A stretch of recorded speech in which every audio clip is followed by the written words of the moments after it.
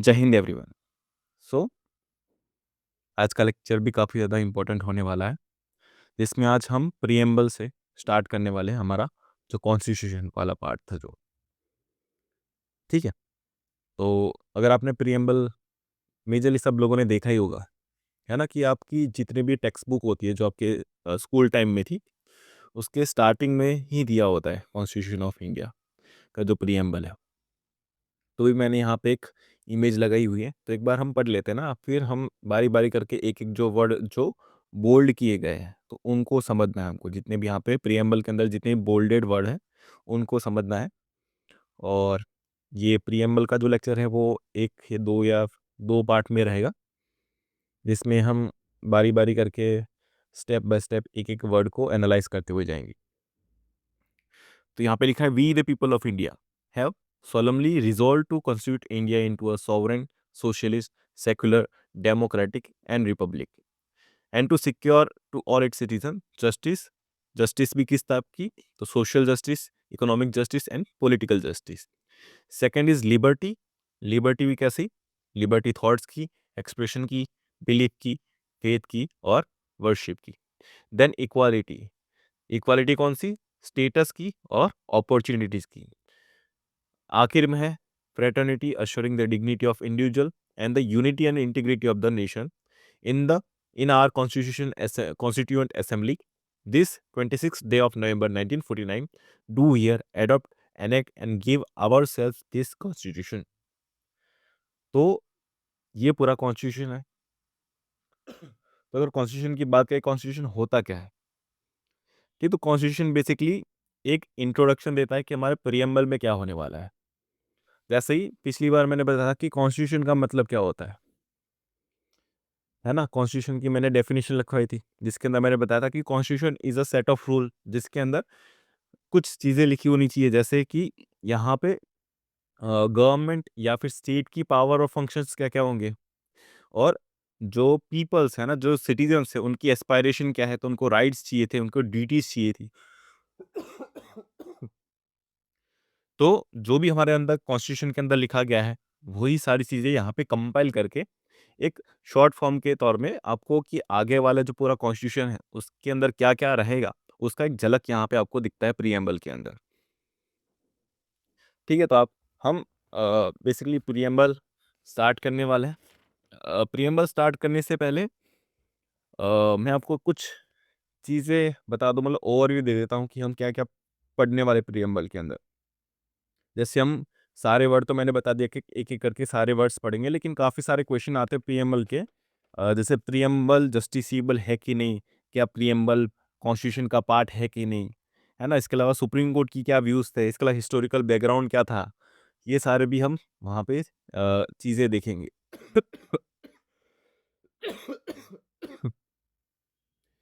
तो ये सारी काफ़ी सारी चीज़ें हम देखने वाले हैं। ठीक है? तो स्टार्ट करते हैं। इसके लिए मैंने एक पीडीएफ बनाई है, तो पीडीएफ के थ्रू जाएँगे तो थोड़ा-सा जल्दी समझ में आ जाएगा। ठीक है? तो यहाँ पे व्हाट इज़ प्रीएम्बल? तो प्रीएम्बल इज़ अ प्रीफेस और introduction to our constitution. Definition लिखनी हो तो इट इज़ अ प्रीफेस और introductory statement to the constitution. जैसे कि कोई भी एक बुक होती है, उसकी एक समरी अगर आप कह सको, तो यहाँ पे प्रीएम्बल भी वैसा ही काम करता है। हमारे पूरा जो कॉन्स्टिट्यूशन है, जिसके अंदर 25 पार्ट है ना? पहले 22 थे, अभी 25 हो चुके हैं।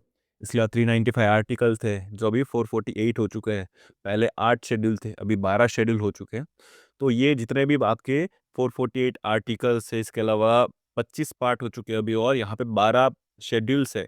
इन सब का एक क्या बोल सकते हैं आप, कंपाइलेशन है ना? एक समरी टाइप बोल सकते हो, तो जो हमको प्रीएम्बल के अंदर मिलता है। हिस्ट्री से शुरू करते हैं कि यहाँ पे हिस्टोरिकल बैकग्राउंड क्या था।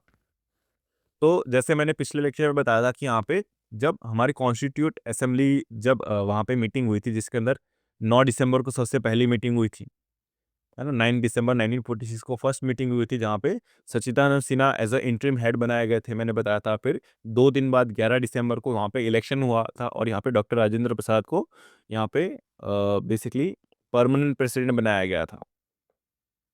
और मैंने बताया था कि यहाँ पे शायद से मैंने पिछली बार डेट गलत बता दी थी, तो आप यहाँ पे करेक्शन कर लेना कि पिछली बार मैंने शायद 17 दिसंबर बताई थी, लेकिन यहाँ पे 13 दिसंबर को जवाहरलाल नेहरू ने एक ऑब्जेक्टिव रिजोल्यूशन पास किया था, ठीक है? और वही लेटर आगे जाके क्या बनता है, हमारा कॉन्स्टिट्यूशन पास तो नहीं किया था, उसने 13 दिसंबर को मूव किया था, है ना? वहाँ पे मोशन मूव किया था और ये पास तो अगले साल हुआ है, 22 जनवरी 1947 को पास हुआ था। लेकिन यहाँ पे मूव किया था और आखिर में जब हमारा कॉन्स्टिट्यूशन बन के तैयार हो जाता है, तो हम इसी को ही हम क्या बना देते हैं, हमारा कॉन्स्टिट्यूशन बना देते हैं। आपको ये ध्यान रखना है कि कॉन्स्टिट्यूशन हमारा जो था, मतलब प्रीएम्बल जो था, वो कहाँ से, उसका ओरिजिन क्या है, तो ऑब्जेक्टिव रिजोल्यूशन जो जवाहरलाल नेहरू ने मूव किया था 13 दिसंबर को, वही आगे जाके क्या बनता है, हमारा प्रीएम्बल बनता है। अब प्रीएम्बल में जैसे देखा हमारे प्रीएम्बल के अंदर जो पहली लाइन है, we the people of India, है ना? तो द वी द पीपल है ना, वो जो लाइन है मैं ऑलरेडी पिछले लेक्चर में बता चुका हूँ, तो वो हमने यूएसए से वहाँ से ली है ना? वहाँ से हमने इंस्पायरेशन ली है। तो आपको याद रखना है कि वी द पीपल जो है, वो जो यूएसए का कॉन्स्टिट्यूशन है ना, तो उसके भी कॉन्स्टिट्यूशन के सबसे पहले यही लिखा हुआ है, बी द पीपल। तो यहाँ पे इसलिए फिर हमने भी यहाँ पे वी द पीपल जो है, वो हमने यूएसए से लिया है। इसके अंदर काफ़ी सारे जो फ्रेंच रिवॉल्यूशन है और जो रशियन रिवॉल्यूशन हुआ है, उसके अंदर से भी काफ़ी सारे वर्ड्स जो है, वो हमने वहाँ से इंटरप्रेट किए। जैसे जस्टिस हो गया, लिबर्टी हो गया, इक्वलिटी हो गया, फ्रेटर्निटी हो गया। फिर सोशलिस्ट आइडिया हमने रशियन रिवॉल्यूशन से लिया है, क्योंकि रशिया एक सोशलिस्ट कम्युनिस्ट देश रहा है। तो इसलिए फिर सोशलिस्ट जो है हमारे कॉन्स्टिट्यूशन के अंदर ना, कि सॉवरेन, सोशलिस्ट, सेक्युलर, तो जो सोशलिस्ट वर्ड है वो हमने रशियन रिवॉल्यूशन से लिया है। इसके बाद मैंने जैसे बताया था कि जस्टिस 3 टाइप की है, लिबर्टी है और इक्वालिटी भी मिलनी चाहिए, तो वो हमने फ्रेंच रिवॉल्यूशन से वहाँ से एडॉप्ट किया है। ठीक है? अब यहाँ पे कॉन्स्टिट्यूशन के अंदर क्या-क्या चीज़ें आती हैं, तो सबसे पहले सोर्स आता है। तो अगर हम बात करें कि हमारे देश के अंदर सबसे पावरफुल कौन है ना? तो अगर कुछ लोग बोलेंगे कि यहाँ पे पार्लियामेंट सबसे ज़्यादा पावरफुल है ना? पार्लियामेंट मतलब जो हमारा लेजिस्लेचर है। तो बेसिकली 3 पिलर्स होते हैं, डेमोक्रेसी के अंदर क्या होता है, 3 पिलर्स होते हैं। यहाँ पे स्पीस इधर ही लिख लेता हूँ। यहाँ पे लेजिस्लेचर होता है, एग्जीक्यूटिव होता है और आपकी जुडिशरी होती है। तो 3 पिलर्स रहते हैं हमारे डेमोक्रेसी के अंदर। इसमें जो लेजिस्लेचर होता है वो कानून बनाता है, एग्जीक्यूटिव वो होता है जो कानून लागू करवाता है, और जो जुडिशरी होती है, मतलब जो हमारी सुप्रीम कोर्ट है, वो कानून की रक्षा करती है, तो प्रोटेक्शन करती है, तो उसको इंटरप्रेट करती है कानून को। तो ये 3 पिलर्स होते हैं। अभी मैं आपसे पूछूं कि इन तीनों में से सबसे ज़्यादा पावरफुल कौन है इंडिया के अंदर, या फिर इंडिया के अंदर सबसे पावरफुल कौन है, इन तीनों के अलावा भी कौन सबसे ज़्यादा पावरफुल है, तो कुछ बोलेंगे कि एग्जीक्यूटिव पावरफुल है, जिसके अंदर पीएम होते हैं, प्रेसिडेंट होता है। लोकसभा पावरफुल है क्योंकि वो नियम बनाता है। कुछ बोलेंगे जुडिशरी सबसे ज़्यादा पावरफुल है, जो कानून का इंटरप्रिटेशन करती है ना? कानून की रक्षा करती है। तो अगर मैं बताऊँ कि यहाँ पे सबसे ज़्यादा, अगर एग्ज़ाम के अंदर क्वेश्चन के अंदर ये आता है कि who is the most powerful in our country law के अंदर, तो वी हैव कॉन्स्टिट्यूशन। तो हमारा जो कॉन्स्टिट्यूशन है वो सबसे ज़्यादा पावरफुल होता है। और अगर पूछे कॉन्स्टिट्यूशन को उसकी पावर कौन देता है, तो यहाँ पे तब आप बोलोगे कि we the people of India, है ना?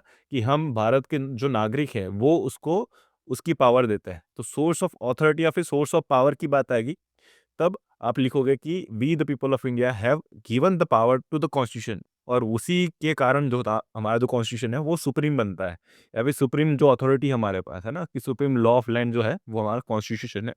और वो किसकी वजह से है? तो इंडिया की वजह से, इंडिया के लोगों की वजह से है। और इंडिया में सबसे ज़्यादा पावरफुल कॉन्स्टिट्यूशन है, लेकिन उसकी जो पावर है वो कहाँ से डिराइव करता है, वो वी द पीपल से, है ना? तो जो कॉन्स्टिट्यूशन में प्रीएम्बल के अंदर जो पहली लाइन लिखी है ना, we the people of India, तो उसका मतलब क्या है कि बेसिकली पावर का सोर्स है, ठीक है? ये ध्यान रखना है आप। सेकंड, ट्रिपल एसडीआर यहाँ पे बताया गया कि इंडिया कैसा होगा। इंडिया हमने सोलमली कॉन्स्टिट्यूट किया इंडिया को, कैसा बनाना है, तो सॉवरेन बनाना है, सोशलिस्ट बनाना है, सेक्युलर बनाना है, डेमोक्रेटिक बनाना है। ठीक है? तो जैसे हमने प्रीएम्बल के अंदर पढ़ा था कि we the people of India have solemnly resolve to constitute, तो हमने सोलमली रिज़ोल्यूशन लिया है हमने, है ना? कि हम लोगों ने क्या किया है, एक सोलम लिया ना, कि एक बहुत क्या बोल सकते हैं, रेज़ोल्यूशन लिया है कि हम कॉन्स्टिट्यूशन इंडिया को कैसा बनाएँगे, तो इंडिया को एक सॉवरेन नेशन बनाना है, इंडिया को एक सोशलिस्ट नेशन बनाना है, इंडिया को एक सेक्युलर नेशन बनाना है, इंडिया को डेमोक्रेटिक नेशन बनाना है, इंडिया को एक रिपब्लिक नेशन बनाना है। और उसके बाद क्या लिखा गया है, to secure all its citizen. तो अभी मैंने जैसे बताया था कॉन्स्टिट्यूशन के अंदर क्या होता है कि पीपल की एस्पायरेशन होती है, कुछ पीपल की इच्छाएँ होती है, क्योंकि जब ब्रिटिशर्स थे तब लोगों को उनके राइट्स नहीं मिलते थे, जस्टिस नहीं मिलती थी। तो यहाँ पे इसलिए फिर हम क्या कर रहे हैं, जो पीपल की एस्पायरेशन है वो भी हमने प्रीएम्बल के अंदर लिखी गई है। जैसे प्रिय लोगों को क्या चाहिए, जस्टिस चाहिए। तो कैसा जस्टिस चाहिए, सोशल जस्टिस चाहिए, उनको इकोनॉमिक जस्टिस चाहिए, पॉलिटिकल जस्टिस चाहिए, फिर लिबर्टी चाहिए, आज़ादी चाहिए, थॉट्स की आज़ादी, एक्सप्रेशन की आज़ादी, बिलीफ की, फेस की और वर्शिप की आज़ादी। इक्वालिटी चाहिए, इक्वालिटी ऑफ स्टेटस की सब बराबर रहें स्टेटस के मामले और अपॉर्चुनिटी के मामले। इसके अलावा ये तो हो गई कि क्या सिटीजन्स की मांग है। अब सिटीजन्स की कुछ मांगे होती तो स्टेट की भी कुछ मांगे होगी सिटीजन के लिए, है ना। कि सिटीजन स्टेट से कुछ मांग रहा है, गवर्नमेंट से कुछ मांग रहा है, तो गवर्नमेंट और स्टेट की भी कुछ मांगे होती कि सिटीजन्स भी कुछ बना के रखे।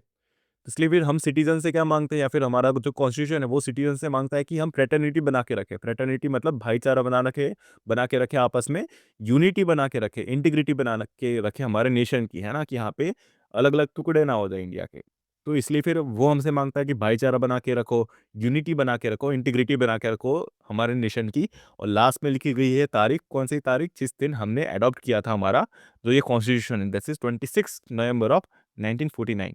तो यहाँ पे हमने अडॉप्ट किया था, लेकिन पूरी तरह से जो इसका रिजल्ट आया था, मतलब पूरी तरह से जो हमने यहाँ पे कॉन्स्टिट्यूशन लागू करवाया था, वो आपका 26 जनवरी 1950 को करवाया था। लेकिन ये यहाँ पे तारीख कौन सी लिखी गई है, तो 26 नवंबर 1949। और इसी दिन को 26 नवंबर को हम क्या कॉन्स्टिट्यूशन डे भी मनाते थे। तो आपको याद रखना है कि कॉन्स्टिट्यूशन डे अगर पूछे तो कौन से दिन को मनाते हैं, तो 26 ऑफ नवंबर को मनाते हैं।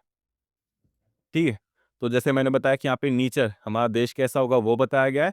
सेकंड, एस्पायरेशन, पीपल की एस्पायरेशन और स्टेट की एस्पायरेशन, कि स्टेट को क्या चाहिए। तो पीपल की डिमांड क्या है कि उनको जस्टिस, लिबर्टी, इक्वालिटी चाहिए। स्टेट की डिमांड क्या है कि वो लोग आपस में फ्रेटर्निटी बना के रखे, यूनिटी बना के रखे और देश की इंटीग्रिटी बनी रहे। और लास्ट में डेट ऑफ एडॉप्शन है। और जैसे ऐसे मैंने बताया कि एनेक्टमेंट ऑफ फुल कॉन्स्टिट्यूशन अकर इन 26 नवंबर 1950 को पूरी तरह से एनेक्ट हुआ है।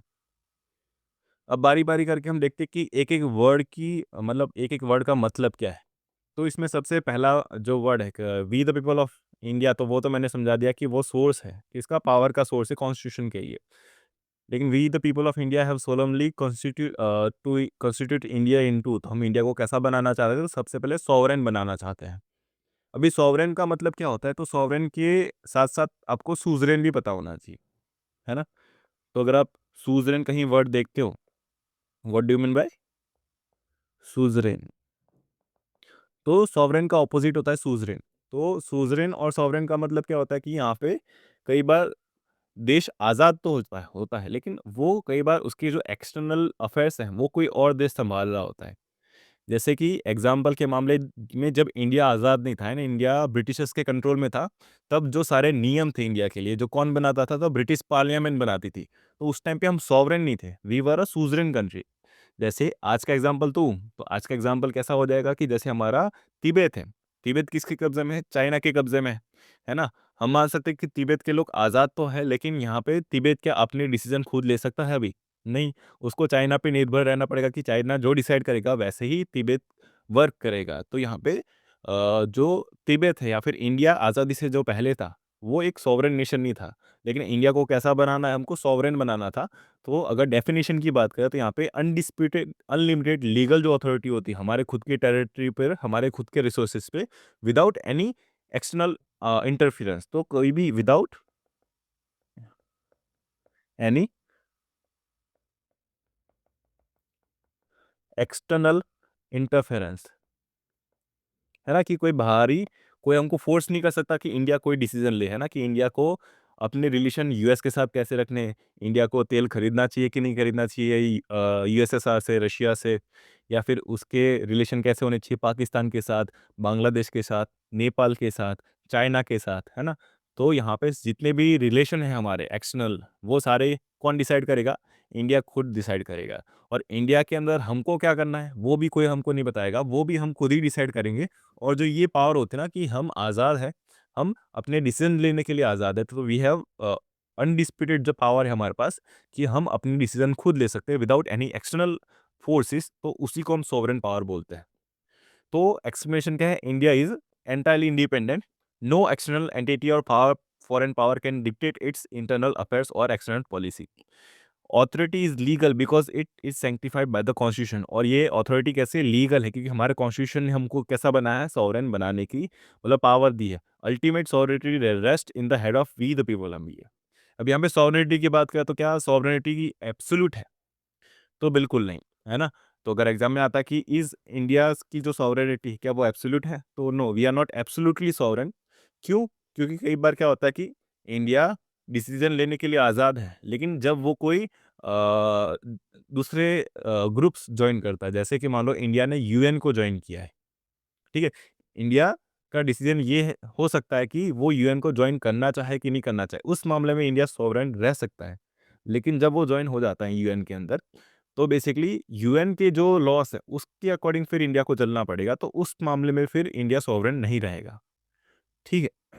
तो यहाँ पे यूएन के अंदर जो मेजर डिसीजन ली जाते हैं, तो उसके अकॉर्डिंग फिर इंडिया को अपने डिसीजन को वेरी करना पड़ेगा। जैसे आजकल क्या होता है, जैसे यूएस ने काफ़ी बार हमारे ऊपर टैरिफ्स लगा देते हैं, या फिर कोई और कंट्री हमारे ऊपर टैरिफ लगा देती है, तो फिर हमको हमारी जो एक्सटर्नल पॉलिसी है वो उस तरह से चेंज करनी पड़ती है, ताकि इंडिया के जो रिलेशन है वो बाकी सारे देशों के साथ अच्छे रह सके। इसलिए फिर कई मामलों में क्या होता है कि काफ़ी सारी कंट्रीज इंडिया को फोर्स कर सकती है कि वो अपने डिसीजन है ना, उनकी जो सॉवरेनिटी, इंडिया की सॉवरेनिटी थोड़ी सी कम कर सके, है ना, या फिर कम कर दे। तो इंडिया की जो सॉवरेनिटी इज नॉट एब्सोल्यूट, वो एब्सोल्यूट नहीं है, लेकिन इंडिया फिर खुद डिसाइड कर सकता है कि क्या वो ऐसा सॉवरेन रहना चाहता है कि नहीं रहना चाहता। जैसे अगर वो यूएन ज्वाइन कर रहा है, तो फिर यूएन के अंदर ज्वाइन करने का या फिर ना करने का जो डिसीजन है वो इंडिया का रहेगा, लेकिन बार ज्वाइन हो गया तो उसके बाद डिसीजन के ऊपर थोड़ी बहुत यहाँ पे ऊंच नीच हो सकती है, ठीक है। तो यहाँ पे सॉवरेन का मुझे लगता है आपको मतलब पता चल गया होगा। सुजरेन का मतलब होता है कि कब जब क्या होता है कि कोई और देश जब आपके जो एक्सटर्नल अफेयर्स है या फिर आप के जो अफेयर्स है वो अगर वो कंट्रोल कर रहा हो, तो वो नेशन कैसा हो जाएगा, सुजरेन नेशन हो जाएगा। जैसे इंडिया आज़ादी से पहले था, तिब्बत अभी है, ठीक है। सेकंड जो वर्ड आता है, तो यहाँ पे ट्रिपल एस डी आर जो है ना, तो यहाँ पे सबसे पहले ट्रिपल एस डी आर जो था, मतलब सॉवरेन, सोशलिस्ट, सेकुलर, डेमोक्रेटिक और रिपब्लिक। तो उसमें सेकंड वर्ड जो है वो आता है आपका सोशलिस्ट। अभी जब आप सोशलिस्ट वर्ड सुनते हो, तो उसके साथ काफ़ी सारे और वर्ड भी आपको पता होने चाहिए। जैसे यहाँ पे कम्युनिज्म आता है, कम्युनिस्ट आता है, कैपिटलिज्म आता है, कैपिटलिस्ट आता है। इसके अलावा सोशलिज्म आता है, सोशलिस्ट आता है। जैसे अगर आपने मार्क्सिज्म भी पढ़ा हो तो मार्क्सिस्ट भी आता है। तो काफ़ी सारे ऐसे वर्ड हैं जो आपको इकोनॉमिक्स के अंदर पढ़ने को मिलते हैं, है ना? सोसाइटी के अंदर पढ़ने को मिलते हैं, सोशल साइंस के अंदर पढ़ने को मिलते हैं। तो वो आपको यहाँ पे समझने पड़ेंगे। तो जैसे सोशलिस्ट का अगर मैं समझाऊँ, तो इसका बेसिकली हिंदी में जो अनुवाद होता है वो होता है समाजवादी। मतलब जो देश अपने समाज के लिए जो काम करता है, उसको हम सोशलिस्ट नेशन बोल सकते हैं। जैसे इंडिया के अंदर अगर इंडिया की इनकम देखें, तो मेजरली इंडिया की इनकम टैक्स से आती है ना? तो जो भी हम डायरेक्ट और इनडायरेक्ट जो टैक्स भरते हैं, उससे इंडिया की इनकम होती है। और जो इंडिया की इनकम का जो मेजर हिस्सा होता है ना? वो खर्चा कहाँ पे होता है? तो मान लो मेजर जो हिस्सा होगा, वो लोगों के ऊपर खर्चा होगा, है ना? कि सोसाइटी पे खर्चा करेंगे, पीपल पे खर्चा करेंगे। तो ऐसा देश जो अपने लोगों पे ज़्यादा खर्चा करता है, उसको हम सोशलिस्ट नेशन बोल सकते हैं। अभी कैपिटलिस्ट नेशन क्या होता है कि वहाँ पे लोगों के बारे में ज़्यादा सोचा नहीं जाता, वहाँ पे मार्केट के बारे में ज़्यादा सोचा जाता है कि यहाँ पे वहाँ पे वो कंट्री वहाँ पे ज़्यादा खर्चा करती है जहाँ पे प्रॉफिट ज़्यादा उसको यहाँ पे मिलता है। फिर कम्युनिज्म के अंदर क्या होता है, सेम सोशलिज्म जैसा ही होता है, सोशलिस्ट और कम्युनिस्ट सेम ही विचार है, लेकिन सोशलिस्ट जो है वो यहाँ पे अराउंड आप मान सकते हो कि यहाँ पे जो परसेंटेज रहता है वो अराउंड 90 या 10 रहता है, या फिर 60-40 का मान सकते हो कि यहाँ पे 60% पीपल के लिए काम होगा, 40% यहाँ पे मार्केट के लिए काम होगा। तो यहाँ पे मिक्स होता है दोनों का। लेकिन कम्युनिस्ट में क्या होता है कि यहाँ पे पूरा का पूरा जो सिस्टम होता है या फिर पूरा का पूरा जो यहाँ पे काम किया जाएगा किसी देश के अंदर, वो पूरा पीपल के लिए किया जाएगा। यहाँ पे मार्केट का कोई हिस्सा नहीं आएगा। यहाँ पे कोई भी चीज़ बनेगी, अगर मान लो मार्केट के अंदर मान लो पीपल को, है ना, लोगों को अगर भूख लग रही है, तो यहाँ पे वहाँ पे पूरा जो खर्चा होगा वो खाने पे होगा, है ना, कि खाना कैसे बिगड़ के बनाओ। ठीक है, तो आपको ये याद रखना है। इसका अगर मैं एक ईज़ी तरीके से समझाऊँ, जैसे अगर आपने फैक्टर ऑफ प्रोडक्शन पढ़े हैं, फैक्टर ऑफ प्रोडक्शन जैसे आपका लैंड आता है, उसके अंदर लेबर आता है, कैपिटल आता है और आपका एंटरप्रेन्योर आता है। ठीक है, अगर आपने बचपन में ये 4 फैक्टर ऑफ प्रोडक्शन पढ़े होंगे कि किसी एक चीज़ को बनाने के लिए आपको 4 चीज़ें चाहिए होती है। जैसे अगर मेरे हाथ में अभी एक पेन है, तो पेन को बनाने के लिए मुझे क्या-क्या चाहिए, है ना? तो एक तो मुझे आइडिया आना चाहिए कि मुझे ऐसे पेन बनानी है, तो एक ह्यूमन रिसोर्स चाहिए होगा, एंटरप्रेन्योर चाहिए होगा। इसके अलावा पेन बनाने के लिए मुझे एक फैक्ट्री बनानी पड़ेगी, फैक्ट्री बनाने के लिए मुझे लैंड चाहिए होगा, है ना? तो मैंने लैंड खरीदूँगा और वो फैक्ट्री के ऊपर मान लो मुझे आइडिया भी था, मेरे पास जगह भी है, लेकिन उस फैक्ट्री के अंदर जो काम करने वाले लोग हैं या फिर लेबर है या फिर मशीन्स है, उसको हम लेबर के अंदर काउंट कर सकते हैं। और लैंड खरीदने के लिए, लेबर खरीदने के लिए जो पैसा चाहिए होगा, वो कैपिटल है। तो जब ये चारों चीज़ मेरे पास होगी, तो मैं कोई प्रोडक्ट बना पाऊँगा, जैसे एक पेन बना पाऊँगा। तो यहाँ पे जब ये चारों चीज़ एक मार्केट के पास होती है, जब सारा कंट्रोल मार्केट के कंट्रोल में होता है ना? जैसे वो जब मार्केट के कंट्रोल में होगा, तो यहाँ पे सिर्फ़ प्रॉफ़िट के लिए काम किया जाएगा। उसको हम क्या बोल सकते हैं, एक कैपिटलिस्ट नेशन बोल सकते हैं या फिर कैपिटलिस्ट मार्केट बोल सकते हैं या तो मार्केट सिस्टम बोलते हैं। जहाँ पे जो सारा कंट्रोल होता है, वो मार्केट के कंट्रोल में रहता है। कम्युनिस्ट में क्या होता है कि यहाँ पे जो सारा ये लैंड भी किसके कंट्रोल में होगा, स्टेट के कंट्रोल में होगा, लेबर भी स्टेट के कंट्रोल में होगा, कैपिटल भी स्टेट के कंट्रोल में होगा और एंटरप्रेन्योर भी स्टेट के ही कंट्रोल में होता है। इसलिए फिर यहाँ पे जो भी काम होता है, जो फैक्टर ऑफ प्रोडक्शन होता है, वो लोगों के लिए ही होता है। लेकिन इंडिया के अंदर थोड़ा सा मिक्स है दोनों का, है ना, कि थोड़ा सा कैपिटलिस्ट भी है और थोड़ा सा कम्युनिस्ट भी, और वो चेंज होता रहता है हमेशा, है ना? ऐसा नहीं कि यहाँ पे हम परफेक्ट मतलब 50-50% रहेगा, ये ऊपर नीचे होता रहता है। जैसे कम्युनिस्ट जो मार्केट है, वो आप यूएसएसआर बोल सकते हो, जो अभी रशिया उससे पहले था। इसके अलावा यूएसए को आप कैपिटलिस्ट बोल सकते हो और इंडिया को आप सोशलिस्ट बोल सकते हो। ठीक है? तो आपको ये ध्यान में रखना है। जैसे इसका एग्ज़ाम्पल है, definition, India follow a democratic socialism, a mixed economy, not strict communism. तो हम कम्युनिस्ट नेशन नहीं है, लेकिन चाइना और रशिया जैसे देश है, वो कम्युनिस्ट नेशन है।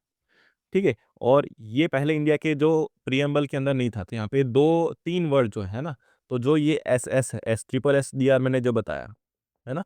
तो यहाँ पे जो सोवरेन था, सोशलिस्ट था और सेक्युलर था। तो जो ये दोनों है, सोशलिस्ट और सेक्युलर जो वर्ड है, वो दोनों बाद में ऐड हुए हैं, तो यहाँ पे 42nd अमेंडमेंट से हुए हैं, है ना? तो यहाँ पे लिखा गया है, तो added by the 46th amendment 1976। अभी ये डेट याद कैसे रखनी है, तो यहाँ पे मैं 4+2 वो कर देता हूँ, तो 6 आ जाता है, तो इसलिए फिर मेरे को याद ऐसे रह जाता है। आप अपना तरीका निकाल सकते हो। तो 42nd अमेंडमेंट से हमने ये ऐड किया था हमारे कॉन्स्टिट्यूशन के अंदर 2 वर्ड, एक्चुअली 3 वर्ड ऐड किए। तो सोशलिस्ट ऐड किया है, सेकुलर ऐड किया है और इंटीग्रिटी ऐड किया है ना? जो हमने लास्ट में पढ़ा था ना, unity and integrity of India, इंटी इंटीग्रिटी ऑफ इंडिया। तो ये जो 3 वर्ड है, सोशलिस्ट, सेकुलर और इंटीग्रिटी, वो बाद में ऐड हुए कब? 1976 में ऐड हुए। ठीक है? Both state and the market control the mean of production, but the ratio shift over time based on the national development need. तो यहाँ पे क्या होता है कि यहाँ पे नेशन के नीड के अकॉर्डिंग जो होता है, वो स्टेट और मार्केट के बीच में यहाँ पे जो फैक्टर ऑफ प्रोडक्शन होता है, वो चेंज होता रहता है। जैसे जब इंडिया तुरंत आज़ाद हुआ था ना, कि यहाँ पे मान लो शुरुआत की बात करें 1947 के बाद, तो 1947 के बाद यहाँ पे गवर्नमेंट को सब कुछ अपने कंट्रोल में रखना पड़ा था, क्योंकि अगर वो मार्केट को दे देते, तो मार्केट तो क्या करता है, पीपल की नीड को देखता ही नहीं। इसलिए फिर पहले 1947 में देखें, तो यहाँ पे जो स्टेट है, स्टेट के पास मान लो 90% था, है ना, फैक्टर ऑफ प्रोडक्शन, तो और मार्केट के पास 10% था। लेकिन आज के सिनारियो के हिसाब से देखें, तो आज क्या हुआ है, काफ़ी सारा शिफ्ट देखने को मिलता है आपको प्राइवेटाइजेशन की तरफ से, है ना? तो काफ़ी चीज़ें प्राइवेट होती जा रही है। जैसे हमारे जितने भी एयरलाइंस हैं, एयरलाइन सारे प्राइवेट हैं, लेकिन तो मतलब आप मान सकते हैं कि 90% जो अभी भी फैक्टर ऑफ प्रोडक्शन है, वो प्राइवेट हो चुका है। लेकिन जो 10% है, वो अभी भी गवर्नमेंट के हाथ में, स्टेट के हाथ में। कैसे? कि हमने डबल एआई बना चुके हैं ना, एयरपोर्ट अथॉरिटी ऑफ इंडिया है, जो इसका काम क्या होता है, बेसिकली रेगुलेशन का काम करती है। तो एक ये वाला एग्जांपल दे सकते हो। इसके अलावा मान लो बैंकिंग सिस्टम की बात करें, तो जितने भी बैंक्स है अभी प्राइवेट, मोस्टली ज़्यादा प्राइवेट बैंक है। गवर्नमेंट बैंक की बात करें, तो एक ही गवर्नमेंट बैंक है, एसबीआई, है ना? तो यहाँ पे काफ़ी ज़्यादा हमने देखा है कि 80% आप मान सकते हो कि प्राइवेट के हाथ में सारी बैंक्स, लेकिन जो 20% है, एसबीआई और आरबीआई। तो बेसिकली आरबीआई क्या करता है, तो रेगुलेशन का काम करता है। तो सोशलिस्ट नेशन में क्या होता है कि यहाँ पे धीरे-धीरे हम प्राइवेटाइजेशन की तरफ बढ़ेंगे ना, कि ज़्यादा से ज़्यादा मार्केट के कंट्रोल में देंगे सब कुछ। लेकिन रेगुलेशन का जो काम होगा, वो हमेशा स्टेट के हाथ में होगा। तो ये सोशलिस्ट के कॉन्टेक्स्ट में आपको याद रखना है। तो हमने 2 वर्ड अभी तक समझ लिए कि सोवरेन क्या होता है कि यहाँ पे कोई भी इंडिया के डिसीजन इंडिया के लिए नहीं ले सकता। इंडिया के पास खुद की पावर है कि वो अपने डिसीजन खुद ले सकता है। सेकंड, सोशलिस्ट मतलब समाजवादी, जहाँ पे समाज के लिए ज़्यादा काम होता है, लेकिन पूरी तरह समाज के लिए नहीं होता है ना? अगर पूरी तरह समाज के लिए होने लगा तो उसको कम्युनिस्ट बोलते हैं, और अगर 0% समाज के लिए हो रहा है, पूरा का पूरा मार्केट के लिए हो रहा है ना, तो उसको कैपिटलिस्ट बोलते हैं, और यहाँ पे मिक्स होता है थोड़ा बहुत, तो वहाँ पे सोशलिस्ट वर्ड आता रहता है। फिर आते हैं सेक्युलर की तरफ। तो सेक्युलर का मतलब होता है कि the state has no official religion. तो किसी एक देश के पास अपना खुद का ऑफिशियल रिलीजन ना हो तो उस देश को हम क्या बोल सकते हैं? सेक्युलर नेशन बोल सकते हैं। ये भी 46th अमेंडमेंट से ऐड किया गया था 1976 के अंदर। ठीक है। अभी सेक्युलर का मतलब इसके अलावा भी मैंने जैसे बताया था कि यहाँ पे सोरेन के ऑपोजिट में सुज़ेरेन आता है। इसके अलावा सोशलिस्ट के साथ-साथ आपको कैपिटलिस्ट भी पता होना चाहिए। इसके अलावा कम्युनिस्ट भी पता होना चाहिए। वैसे सेक्युलर के आसपास एक वर्ड आता है थियोक्रेटिक। एक कोई देश क्या हो सकता है? सेक्युलर हो सकता है। कुछ देश थियोक्रेटिक नेशन होते हैं, कुछ रिलीजियस स्टेट होते हैं, जैसे इस्लामिक स्टेट होता है, जैसे Pakistan is the Islamic state. इसके अलावा कुछ स्टेट हो सकते हैं जो कोई भी धर्म में नहीं मानते हो, जैसे चाइना जैसे एथियस्ट हो सकते हैं। तो काफ़ी अलग-अलग टाइप के नेशन होते हैं। तो India is a secular state. कुछ देश थियोक्रेटिक होते हैं। थियोक्रेटिक का मतलब क्या होता है कि जैसे टर्की जो है, टर्की जो पहले ओटोमन जो एम्पायर था, वो एक थियोक्रेटिक नेशन था, और आज के ज़माने की बात करो तो यहाँ पे Vatican city is a theocratic nation, जहाँ पे बेसिकली जो उनका हेड ऑफ स्टेट होता है, हेड ऑफ स्टेट का मतलब जो मेन हेड होगा, है ना? पूरे स्टेट का, एक कंट्री का जो हेड होता है, जैसे इंडिया के मामले प्रेसिडेंट है, लेकिन कुछ जैसे यूएई के मामले उसका राजा है ना, जापान के मामले में भी उसका राजा है, यूके के मामले में उसकी रानी है, क्वीन है। तो ये सारे हेड ऑफ स्टेट होता है। तो जहाँ पे हेड ऑफ स्टेट ही क्या होता है, उनका बेसिकली रिलीजियस गुरु होता है ना? यहाँ पे जो उनका रिलीजियस हेड होता है, वही उनका हेड ऑफ स्टेट हो जाता है। जैसे पोप होता है ना, क्रिश्चियनिटी में जो पोप होता है, तो पोप क्रिश्चियनों का क्या होता है कि वो सबसे बड़ा रिलीजियस गुरु है ना, कि वो रिलीजियस वहाँ का उनका गुरु रहता है। और वेटिकन सिटी ऐसा देश है जहाँ पे जो रिलीजियस गुरु है, जो उनका पोप है, वही वहाँ का हेड ऑफ स्टेट रहता है। उसको थियोक्रेटिक नेशन बोलते हैं। सेम चीज़ जो टर्की थी, तो ऑटोमन एम्पायर में क्या था कि बेसिकली वहाँ पे भी जो खलीफा था, है ना? तो खलीफा उनका रिलीजियस गुरु होता है इस्लामिक पॉपुलेशन के लिए, तो वही वहाँ का राजा कहलाता था, टर्की का। तो इसलिए फिर टर्की भी क्या था, एक थियोक्रेटिक नेशन था। ठीक है? जैसे हमने पढ़ा था ना खिलाफत मूवमेंट, तो वो थियोक्रेटिक नेशन था। और कुछ देश होते हैं, जैसे कोई रिलीजियस स्टेट हो सकता है, जैसे पाकिस्तान इज़ अ इस्लामिक देश, लेकिन इंडिया की बात करें तो इंडिया का कोई धर्म नहीं है, तो India has no official religion. लेकिन इंडिया क्या करता है, सारे धर्मों को यहाँ पे सपोर्ट करता है। तो इंडिया सपोर्ट ऑल रिलीजन, है ना? यहाँ पे उनको प्रोटेक्ट भी करता है, उनको प्रमोट भी करता है। तो इंडिया सारे धर्मों को प्रमोट करता है, प्रोटेक्ट करता है, और यहाँ पे सबको ही चांस देता है। लेकिन अगर कोई गलत चीज़ें होती है किसी रिलीजन के अंदर, जैसे कि मान लो किसी रिलीजन के अंदर कुछ जैसे काला जादू है ना? इसके अलावा कुछ ऐसे नियम होते हैं, ऐसे वहाँ पे कुछ प्रावधान होते हैं जो गलत है। जैसे इंडिया के हिंदू धर्म के अंदर यहाँ पे सती प्रथा थी। इसके अलावा जो इस्लामिक था, इस्लाम के अंदर वहाँ पे ट्रिपल तलाक था, तो वो निकाला जा सकता है अगर स्टेट चाहता है तो। तो गलत चीज़ें अगर होगी तो वहाँ पे इंटरफियर भी करेगा, लेकिन अच्छी बात है तो उसको प्रमोट भी करता है एक नेशन। तो वैसा एक नेशन को हम क्या बोल सकते हैं? सेक्युलर नेशन बोल सकते हैं। जहाँ पे हमारे पास राइट टू रिलीजन होता है कि आप कोई भी धर्म अपना सकते हो, और यहाँ पे अगर आपको कोई धर्म नहीं अपनाना है, आपको एथियस्ट, आपको नास्तिक रहना है, वो भी आप रह सकते हो। तो सेक्युलर नेशन का मतलब होता है कि देश का कोई अपना धर्म नहीं होगा, लेकिन उसके अंदर जो रहने वाले हैं, वो कोई भी धर्म अपना सकते हैं। तो Indian secularism is not anti-religion or religious. It means the state is completely neutral and maintain a principal distance while respecting all religion। तो यहाँ पे वन हैंड डिस्टेंस, जैसे आपने स्कूल में देखा होगा, है ना? कि स्कूल में यहाँ पे जब असेंबली लगती थी तो यहाँ पे हम वन हैंड डिस्टेंस लेते थे। तो वैसे ही स्टेट जो होता है, जो हमारा देश होता है, वो रिलीजन से वन हैंड डिस्टेंस है, कि सारे जितने भी रिलीजन है इंडिया के अंदर, उनसे सेम बराबरी बराबरी वो रखता है, और किसी एक धर्म को वो ज़्यादा अहमियत नहीं देता है। ठीक है? तो आपको ये ध्यान रखना है। और जैसे यहाँ पे एग्जांपल दिया है कि Indian government provide logistical support security for both Hindu Amarnath Yatra and Islamic Hajj pilgrimage equally. तो यहाँ पे दोनों को क्या मिलता है? गवर्नमेंट की तरफ से सपोर्ट और सिक्योरिटी दोनों मिलती है। ठीक है? इसके अलावा तो और भी काफ़ी सारी बातें हैं, लेकिन हम धीरे-धीरे करके पढ़ेंगे। फिर इसके बाद जो ट्रिपल एस खत्म हो गया ना कि सॉवरेन हमने पढ़ लिया, सोशलिस्ट पढ़ लिया और सेक्युलर पढ़ लिया। अब आता है डेमोक्रेटिक। अभी डेमोक्रेटिक 2 वर्ड से मिलके बना है, तो डेमोस और क्रेटिया। तो डेमोस का मतलब होता है पीपल और क्रेटी का मतलब होता है रूल या तो ऑफिस, ठीक है? तो ऐसा कोई देश जहाँ पे लोगों का राज हो, है ना? कि पीपल्स रूल हो, या तो पीपल ही जाके ऑफिस में बैठे जो पूरे देश को चलाए, उसको हम डेमोक्रेटिक नेशन बोल सकते हैं।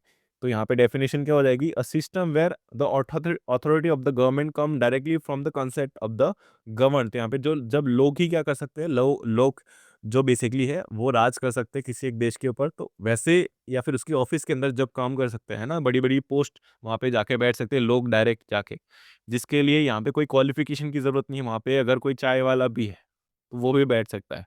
तो ऐसे देश में क्या हो सकता है कि यहाँ पे कोई भी है ना? चाहे वो एक बड़ा ऑफ़िसर हो सकता है, पढ़ा-लिखा हो सकता है, गरीब हो सकता है।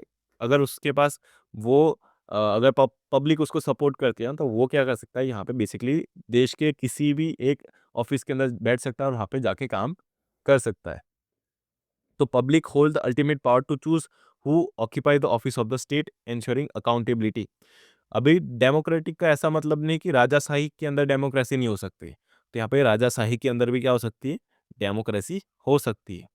ठीक है? मोनार्की के अंदर भी डेमोक्रेसी हो सकती है, ऑटोक्रेसी के अंदर भी डेमोक्रेसी हो सकती है, डिक्टेटरशिप अगर हो भी, तो वहाँ पे भी डेमोक्रेसी हो सकती है। क्योंकि डेमोक्रेसी में क्या होता है, वहाँ पे वोटिंग होती है, नॉमिनेशन होता है कि यहाँ पे वोटिंग से, नॉमिनेशन से क्या होता है, कोई राजा चुना जाता है। मतलब चुना नहीं जाता, मतलब वहाँ पे उनको ऑफिस के अंदर, वहाँ पे मतलब ऑफिस, मतलब जितनी भी जैसे लेजिस्लेचर हो गया, एग्जीक्यूटिव हो गया और यहाँ पे जुडिशरी हो गया, वहाँ पे वो लोगों के चाहते हुए जो होता है ना, कि लोगों ने जो चाहा था, वो बेसिकली वहाँ पे बैठता है, तो उसको हम डेमोक्रेटिक बोल सकते हैं। तो यहाँ पे मोनार्की के अंदर भी क्या हो सकता है? डेमोक्रेसी हो सकती है। जैसे एग्ज़ाम्पल यूके है ना, यूनाइटेड किंगडम के अंदर वहाँ पे पार्लियामेंट है, यूके की पार्लियामेंट है, लंदन में जो बैठती है। लेकिन यूके एक डेमोक्रेसी, मतलब वहाँ पे बेसिकली अ वहाँ पे भी डेमोक्रेसी है ना, क्योंकि वहाँ पे राजा होता है, रानी होती है, लेकिन वहाँ पे भी डेमोक्रेसी रहती है। वे सेम जापान के साथ है ना, कि जापान के अंदर भी क्या होता है, राजा-रानी होती है, लेकिन वहाँ पे फिर भी डेमोक्रेसी है। तो कई बार डेमोक्रेसी जो होती है वो एक मोनार्की के अंदर भी हो सकती है, डिक्टेटरशिप के अंदर भी यहाँ पे मोनार्की हो सकती है और रिपब्लिक के अंदर भी मोनार्की हो सकती है। तो इंडिया की डेमोक्रेसी कैसी है? जहाँ पे इंडिया कैसा है, रिपब्लिक है और यहाँ पे इंडिया के अंदर डेमोक्रेसी भी है। तो India is a democratic and a republic nation. तो अभी यहाँ पे रिपब्लिक का मतलब क्या होता है? जैसे डेमोक्रेसी का मतलब हो गया ना, by the people, of the people, for the people. वैसे रिपब्लिक का मतलब क्या होता है कि जो हेड ऑफ स्टेट होता है, ठीक है? हेड ऑफ स्टेट अगर मैं आपको ईज़ी लैंग्वेज में समझाऊँ, तो यहाँ पे 2 चीज़ें होती है कि हेड ऑफ स्टेट होता है और एक होता है हेड ऑफ गवर्नमेंट, है ना? इंडिया की बात करूँ तो यहाँ पे 2 चीज़ें होती है, हेड ऑफ स्टेट और हेड ऑफ गवर्नमेंट। तो इंडिया में जो हेड ऑफ स्टेट है, वो हमारा प्रेसिडेंट है, लेकिन जो हेड ऑफ गवर्नमेंट है, वो प्राइम मिनिस्टर है। तो जब किसी देश का हेड ऑफ स्टेट अगर वो इलेक्शन से आ रहा है, तो वैसे नेशन को हम क्या बोल सकते हैं? रिपब्लिक बोल सकते हैं। लेकिन अगर कोई देश का हेड ऑफ स्टेट अगर इलेक्शन से नहीं आ रहा है, चाहे मतलब वो हेरिडिटरी आ रहा है ना, कि वो राजाशाही आ रहा है, तो उसको हम मोनार्की बोलेंगे। अगर मान लो डिक्टेटरशिप से आ रहा है ना, कि अगर किसी देश का अगर जो हेड ऑफ स्टेट है, अगर वो डिक्टेटर है, तो वहाँ पे डिक्टेटरशिप होगी, है ना? तो यहाँ पे अलग-अलग चीज़ें हो सकती हैं, लेकिन अगर किसी देश का जो हेड ऑफ स्टेट अगर इलेक्टेड होता है, तो उसको हम क्या बोलते हैं? रिपब्लिक नेशन बोलते हैं। जैसे हमारा जो हेड ऑफ स्टेट है, प्रेसिडेंट जो है हमारा, वो कैसा इलेक्टेड होता है, इसलिए फिर यहाँ पे क्या है? India is a republic nation. तो रिपब्लिक नेशन किसको बोलेंगे? जहाँ पे हेड ऑफ स्टेट इलेक्शन से आता है, उसको हम क्या बोल सकते हैं? यहाँ पे हेड ऑफ रिपब्लिक बोल सकते हैं। ठीक है? तो आपको ये ध्यान रखना है। तो अभी तक हमने क्या-क्या पढ़ लिया? तो हमने सबसे पहला कि पढ़ा कि वी द पीपल क्या है? तो वी द पीपल का मतलब क्या होता है कि यहाँ पे सबसे जो पावरफुल है, वो हमारा कॉन्स्टिट्यूशन है। लेकिन उसको उसकी पावर कहाँ से मिलती है? वी द पीपल से मिलती है। इसके अलावा हमने ये 5 वर्ड देखे, है ना? कि इंडिया का नेचर कैसा है? इंडिया मतलब इंडिया को हमको कैसा बनाना है या फिर इंडिया कैसा है? तो इंडिया एक सॉवरेन नेशन है, जहाँ पे इंडिया के डिसीज़न खुद इंडिया ले सकता है और जो सॉवरेनिटी है इंडिया की, वो एब्सोल्यूट नहीं है, वो ध्यान रखना है आपको। इसके अलावा हमने पढ़ा कि India is a socialist nation. India is not a communist nation, India is not a capitalist nation, लेकिन इंडिया कैसा है? सोशलिस्ट नेशन है, समाजवादी देश है हमारा। थर्ड है India is a secular nation. तो सेकुलर का मतलब क्या होता है, यहाँ पे धर्म निरपेक्ष या फिर पंथ निरपेक्ष होता है। तो इंडिया का कोई धर्म नहीं होता है, लेकिन हम सारे धर्मों को क्या करते हैं, प्रमोट करते हैं, प्रोटेक्ट करते हैं। लेकिन अगर कुछ गलत चीज़ें होती है तो हम इंटरफियर भी करते हैं। थर्ड चीज़ हमने पढ़ी कि डेमोक्रेटिक है इंडिया। डेमोक्रेटिक का मतलब क्या होता है कि हमारे यहाँ पे लोगों के लिए सब होता है, कि वी आर इंडिया के अंदर जो भी सब कुछ होता है वो ऑफ द पीपल होता है, बाय द पीपल होता है, फॉर द पीपल होता है। हम इसको डेमोक्रेसी बोल सकते हैं। रिपब्लिक का मतलब क्या होता है, जहाँ पे हेड ऑफ स्टेट है वो क्या होता है, इलेक्टेड होता है, तो उसको रिपब्लिक बोलेंगे। जैसे हमारा जो हेड ऑफ स्टेट है, प्रेसिडेंट है, वो क्या है, एक इलेक्टेड पर्सन है। तो आज के लिए हम इतना ही रखते हैं। कल हम ये सारी चीज़ें करेंगे कि जस्टिस, लिबर्टी, इक्वालिटी क्या है, फ्रेटर्निटी, यूनिटी, इंटीग्रिटी क्या है, इसके अलावा डेट क्या है, और कुछ हमारे क्वेश्चन है जैसे कि is the preamble a part of constitution. तो उसके अंदर हम देखेंगे कि कैसे ये बेरूबारी केस आता है, कैसे अनंदा भारती केस है। इसके अलावा इस प्रिएम्बल जस्टिसेबल, क्या आप प्रिएम्बल को लेके कोर्ट में जा सकते हो कि नहीं जा सकते, है ना? तो यहाँ पे कैन सिटीजन एनफोर्स इस डायरेक्टली इनटू द कोर्ट्स और नॉट। इसके अलावा क्या अमेंडमेंट हो सकता है प्रीएम्बल के अंदर, तो हमने वो ऑलरेडी देख चुके हैं ना कि प्रीएम्बल के अंदर बदलाव हो सकते हैं। जैसे 42nd अमेंडमेंट से बदलाव हुए हैं, जिसके अंदर 3 वर्ड ऐड किए गए हैं। कौन से? तो यहाँ पे trip double S I, double S का आई कौन थे? तो यहाँ पे सोशलिस्ट, सेकुलर और इंटीग्रिटी, ये 3 वर्ड ऐड हुए थे यहाँ पे 42nd अमेंडमेंट से 1976 के अंदर। ठीक है? जहाँ पे सोशलिस्ट, सेकुलर और इंटीग्रिटी। ठीक है? तो आपको ये ध्यान रखना है। तो यहाँ पे काफ़ी सारी चीज़ें हैं। जैसे बेसिक स्ट्रक्चर, इसी के अंदर हम पढ़ेंगे कि बेसिक स्ट्रक्चर कैसे डेवलप हुआ है, जो मैंने बताया ना अभी तक पिछले लेक्चर में, आपने अगर सुना होगा कहीं न कहीं, कि इंडिया के अंदर आप अमेंड कर सकते हो, लेकिन सब कुछ अमेंड नहीं कर सकते, है ना? आप कुछ भी मतलब कुछ भी बदलाव नहीं कर सकते। कुछ ऐसा बेसिक स्ट्रक्चर रखा गया है, जो यहाँ पे सुप्रीम कोर्ट ने दिया था बेसिकली, कि ताकि जो एग्जीक्यूटिव है या फिर जो लेजिस्लेचर है, उसके पास इतनी ज़्यादा पावर ना आ जाए कि वो सब कुछ बदल दे, हमारा कॉन्स्टिट्यूशन ही बदल दे, इंडिया को डेमोक्रेसी ही ना रखे, इंडिया को रिपब्लिक ही ना रखे, है ना? इंडिया को मोनार्की बना सकता है आगे जाके, तो ऐसा ना हो, इसलिए फिर यहाँ पे कुछ बेसिक स्ट्रक्चर दिया है हमारे सुप्रीम कोर्ट ने। तो उसका मतलब क्या होता है कि ये आप नहीं बदल सकते, बाकी सब कुछ बदल सकते हो। ठीक है? तो मिलते हैं फिर पार्ट 2 के अंदर।